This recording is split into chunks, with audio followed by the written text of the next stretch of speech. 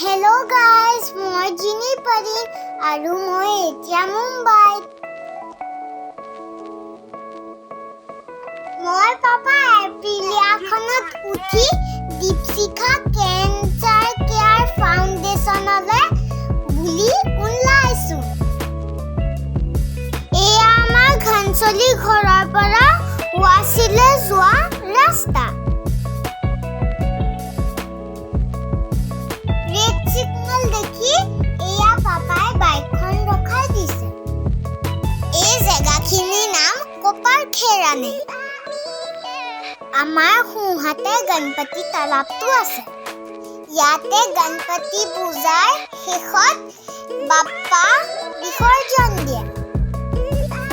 মই পাছত গণপতি তালাব দেখুৱাম, আপোনালোকে চাই থাকিব দেই।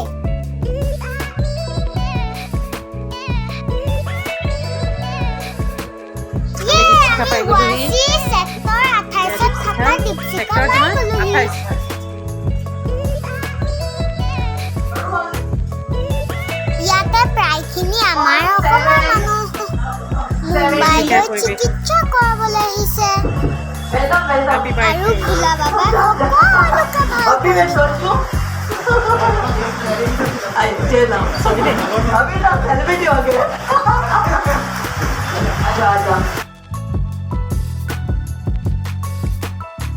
এয়া আমাৰ মৰমৰ নীতা দোষী মেম। আজি দীপশিখাত বাৰ্থডে চেলিব্ৰেশ্যন চলি আছে। প্ৰতি মাহতে ফাংচন হয়। নীতা মেমে এনেকৈ সকলোৰে মন ভাল লগাই ৰাখে।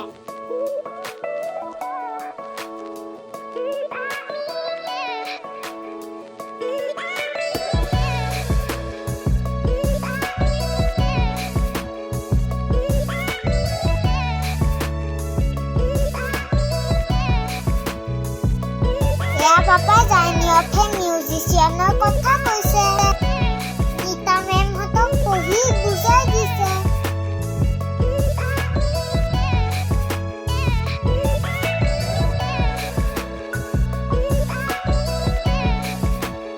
পাপাৰ কিতাপৰ কথা শুনি নীতা মেমে চকু পানী টুকিছে।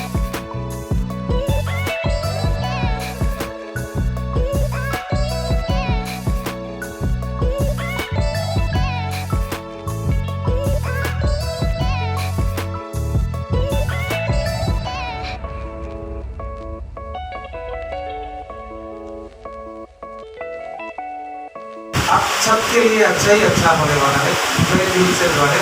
ये बुक दीपशिखा के लिए है, मैंने लिख के भी लाया। दीपशिखा का बहुत मॉडल है। ये कॉपी दीपशिखा में रहेगा, सेक्टर 19 में रहेगा। सेक्टर 19 में हाँ, आप सेक्टर 19 आप लोग बारी पढ़ेंगे।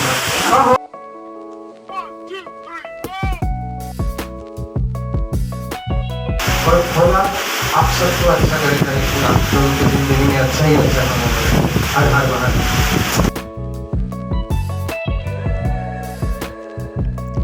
সকলোৱে কৈছে মই এতিয়া দুটামান গান গাই দিওঁ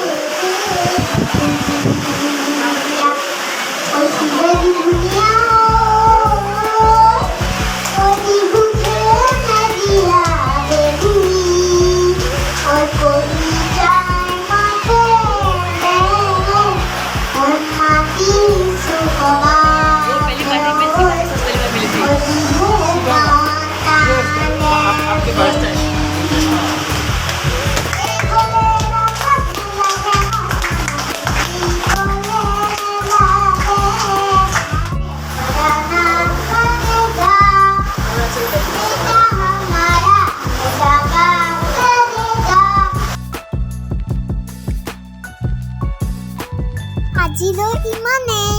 মোৰ চেনেলটোক আপোনালোকে লাইক, কমেণ্ট, শ্বেয়াৰ আৰু ছাবস্ক্ৰাইব কৰিব। মই আৰু ধুনীয়া ধুনীয়া ভিডিঅ' লৈ আহিম, আপোনালোকে চাই থাকিব।